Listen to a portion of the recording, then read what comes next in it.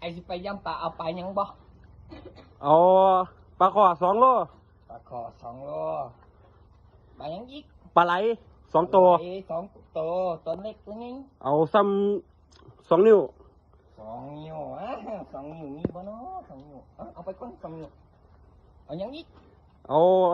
ปลากดปลากดปลากดปลากดโล3 โล3 โล3 2 6โอเคอยู่เอาไปยังอีกเหรอไปอีสกมันที่มีบ่เนาะไปอีสกเขียนไปก่อนไปอีสกจักโล3 โล3 โลยังเบ็ด10 คันเนี่ยหลายป่าแท้เอายังอีกเอ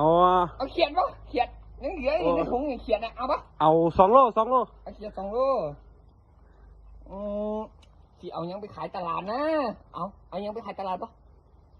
เอาปลาดุก10 โลมีเกล็ดบ่มีเกล็ดปลาดุกเอ้ยเอาทางมีเกล็ดทางบ่มีเกล็ดละมีเกล็ดบ่มีเกล็ดไปยังมีเกล็ดเอายังไงที่ไปแล้วเนี่ยปลาดุกบ่มีเกล็ดปลาดุกบ่มีเกล็ดเด็กหน่อยมันถ่ายเลยไปน้ำมันเนี่ยบ่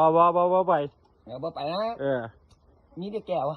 โอ้ยหมดละเด็กแก่เนี่ยจะกล่อยนึงไงมีบ่ได้ปลาก่อนอีกแล้วนี่เป็นอย่างน้อยมันสิให้เนี่ยแก่กว่านะกูสิไปน้ำเดี๋ยวนี้หาชิปบ่มีแล้วกูจะบักคิดจะใช้ว่าดีเนาะเนี่ยแก่ไหมมึงสิขายอยู่หางน้ำแล้วกู